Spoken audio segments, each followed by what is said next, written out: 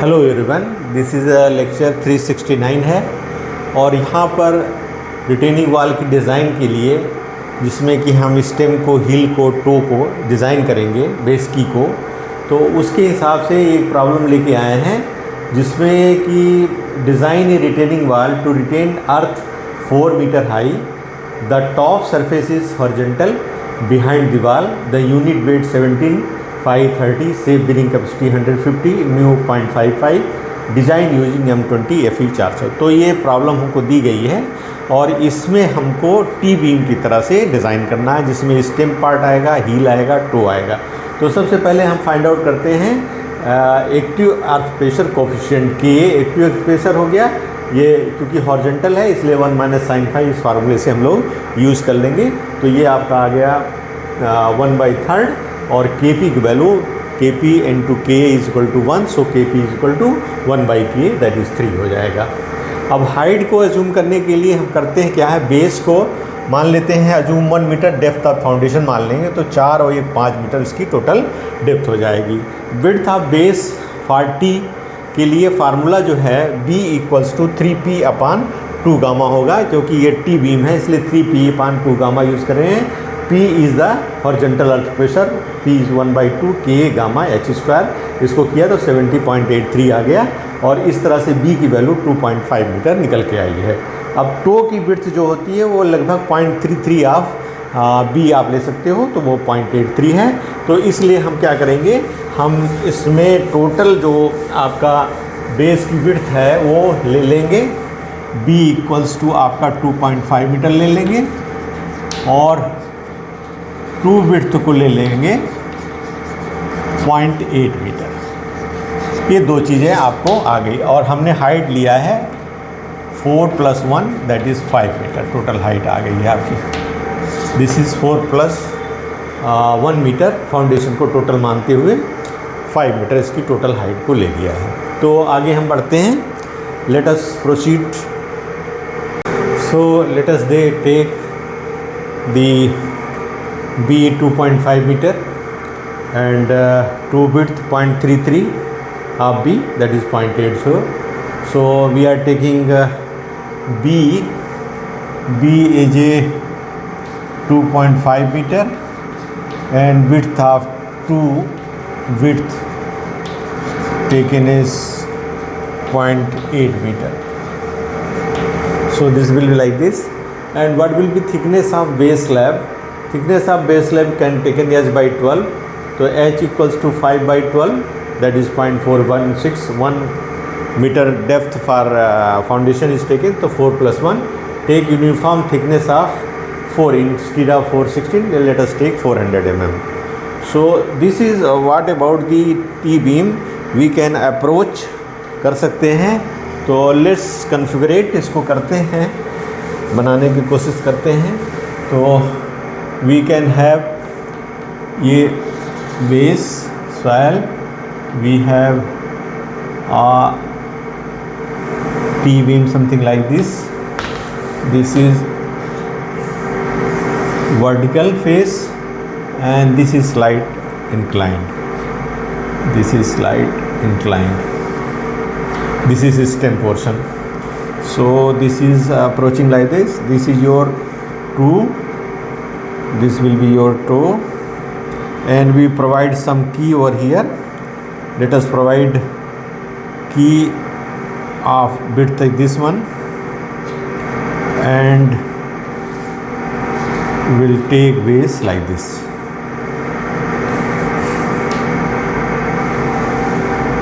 This is like this. So this is your stem portion and let us take, this is your width, though backfill is there.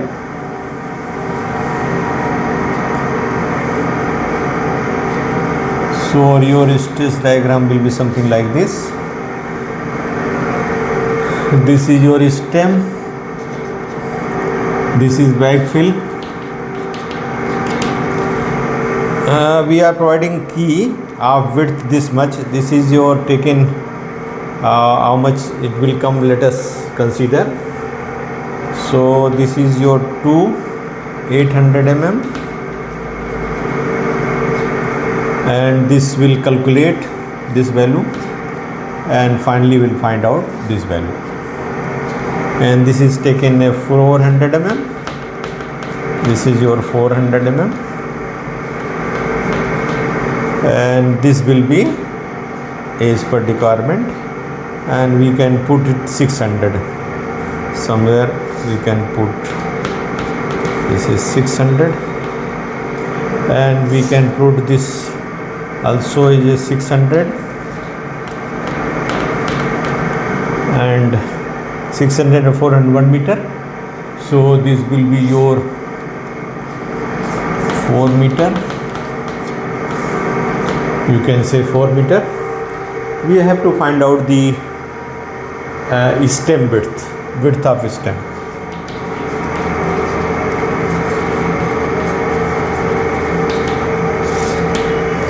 Width of stem. For width of stem, we have to calculate the fill, back fill. You can say moment, or you can say P equal to 1 by 2 Ka gamma H square. This is K gamma H square. This is P value 1 by 2 K gamma H square. And what will be moment? Moment P into H by 3 equals to your moment which is coming on this thing. So your pressure is somewhere here. This is your P, earth fill, and this distance is H by 3, and this total height is 5 meter.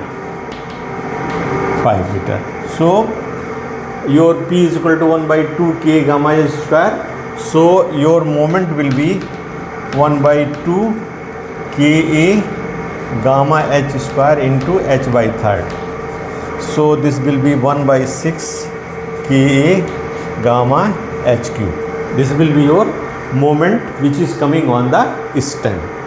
So you can find out this moment, that will be 1 by 6 into K is equal to 1 by 3rd, gamma is 17, H is equal to 5 cube. So we'll get this value, calculate this value. Let's find out this value.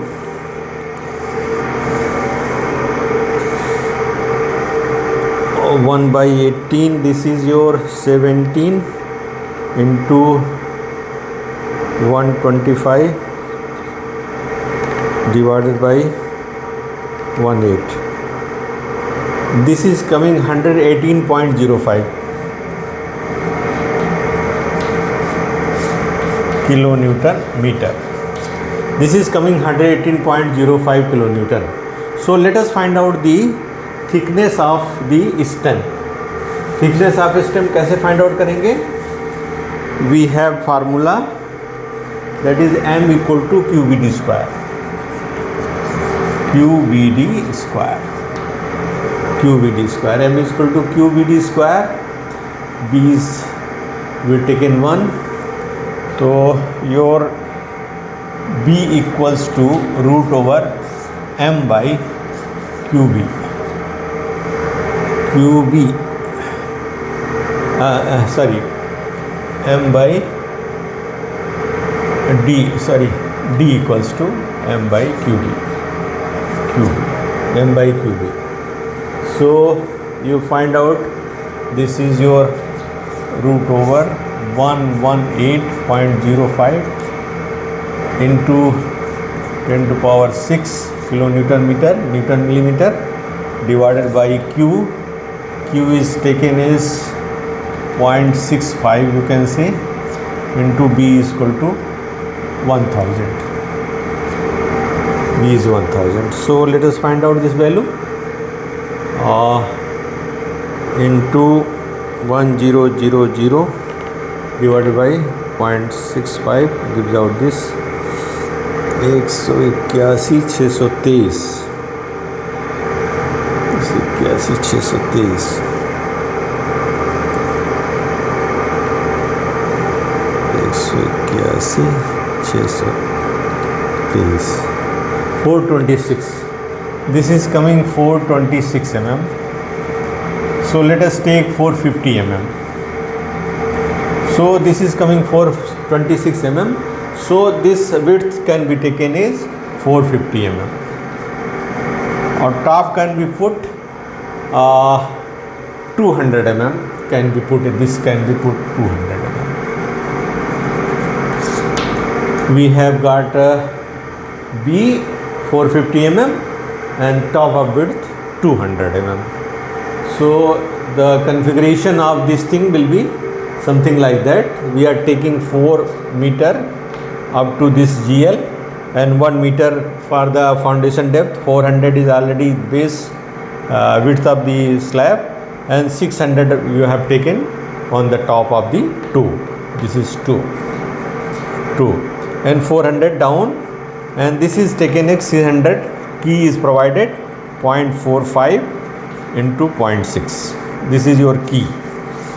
Key is governed by this 0.45 40, and we depth just taken 0.6, 2 feet we have taken.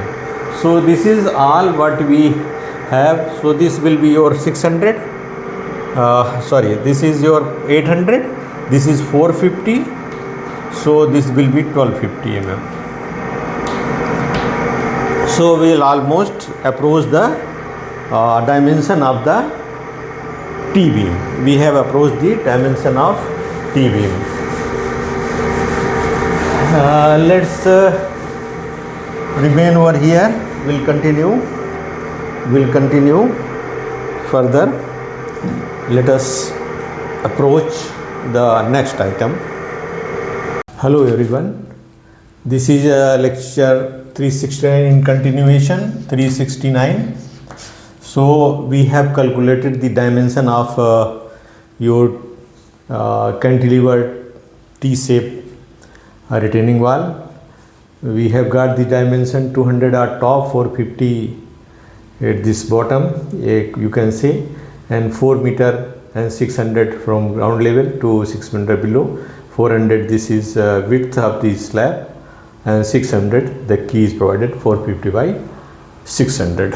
So these are the figure. You can have horizontal thrust P which is lying at a distance of h by 3, right? So for the stability we have to check the pressure at the base of the footing, you can say, base of the base slab. From one end to another, there should not be the pressure should exceed the safe bearing capacity of soil. So for this we have done something, wall stability. Consider 1 meter length of wall. अगर आप 1 metre length wall consider करोगे तो क्या होगा, के ए gamma H, Y ले लिया तो 1/3, के की वैल्यू 1/3 17 एंड वाई हो जाएगा 5.67. अगर मान किसी हाइट पे हम निकालना चाहें 5 मीटर पे तो 28.33 हो जाएगा. दैट इज़ के गामा एच. ये जो वैल्यू है यहाँ पर ये 28.5 दिया है, 28.3 हो जाएगी, 28.33 हो जाएगी ये. और इस वैल्यूज़ में अगर एक्टिव प्रेशर की बात करेंगे तो क्या हो जाएगा, आपका एक्टिव प्रेशर क्या होगा, के ए 1/2 के गामा एच स्क्वायर. तो यहाँ पर हमने के जैसे 28.3 लिया है, हाफ ले लिया, और फिर ये इसमें एच ऑलरेडी था तो h/3 हमने, दिस इज़ योर 28.3 और हाफ ले लिया, हाफ और 5 से मल्टीप्लाई कर दिया इसको 1 active pressure H equal to 70.83, distance is h/3. तो K gamma H, K this is K, this is K gamma H 28.33 into 5 into half. This is K gamma H. This is your horizontal pressure at base, and this is active pressure. Active pressure is how much? 1/2 K gamma H.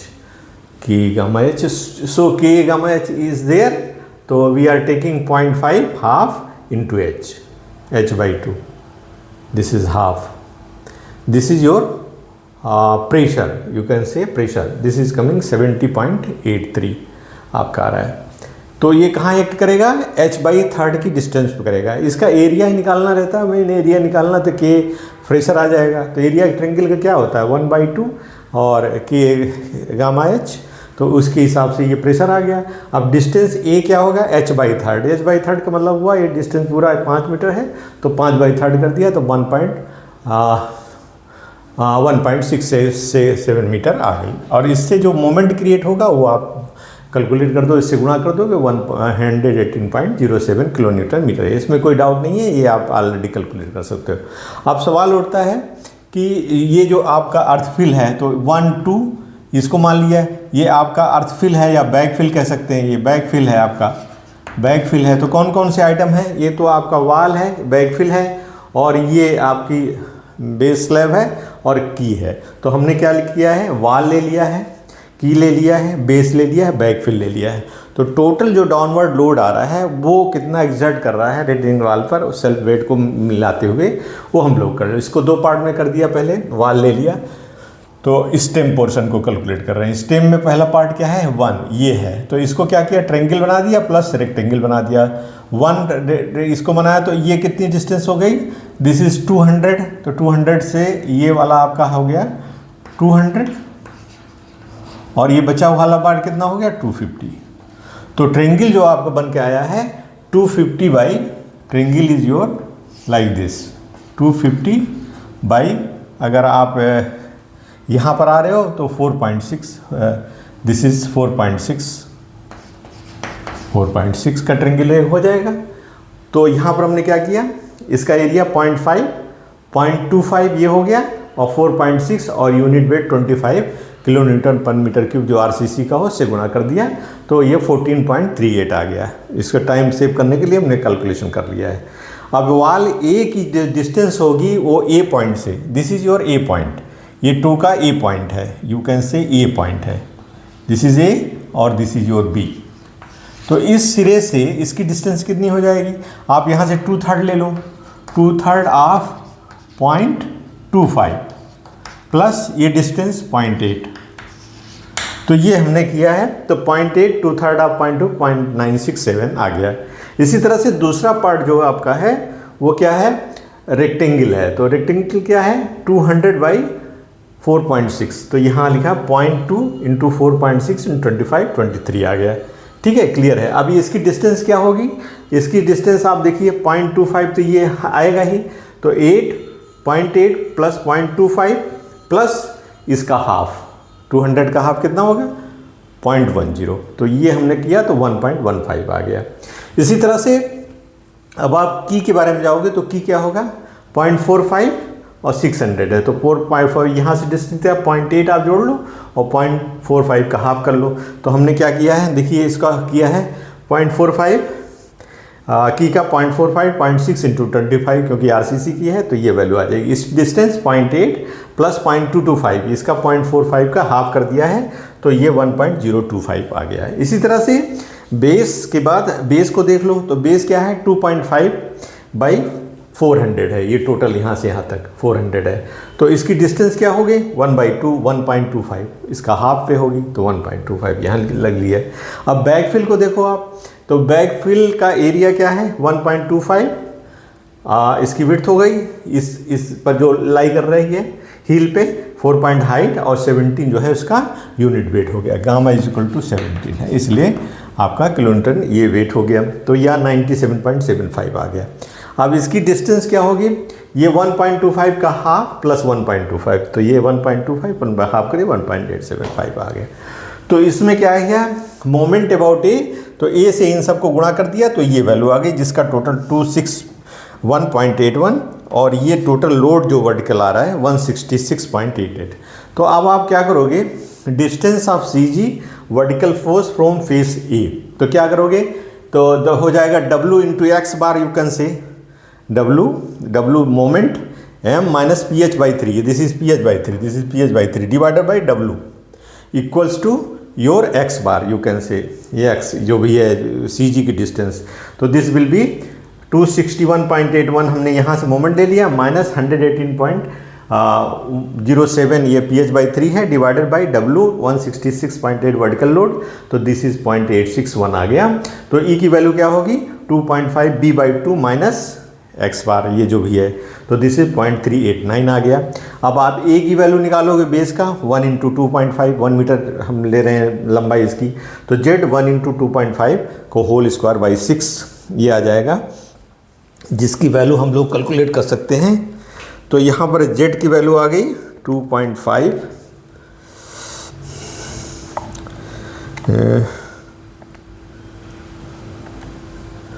2.5 divided by 6, अरे 2.5 into 2.5 6, this is 1.04, this is 2.5। आप इसको use कर लोगे।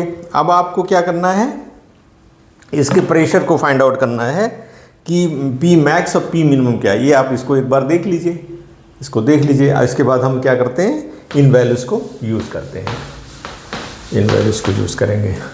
तो P max क्या हो जाएगा, rho max you can say equal to W upon A plus minus W e upon Z, ये हो गया ना ये। तो डब्लू कितना है आपका 166.88, 1 equal to 1 into 2.5 plus W 166.88 into 0.389 divided by Z equals to 1.04। इसको सॉल्व कर लीजिए, तो ये तो मैक्सिमम वैल्यू आ जाएगी और मिनिमम माइनस करके निकाल लेंगे। तो आज हम लोग इतना करेंगे, इसके बाद फिर दूसरे पार्ट में जाएंगे। तो this is your 166.88 divided by 2.5, this is coming 66.75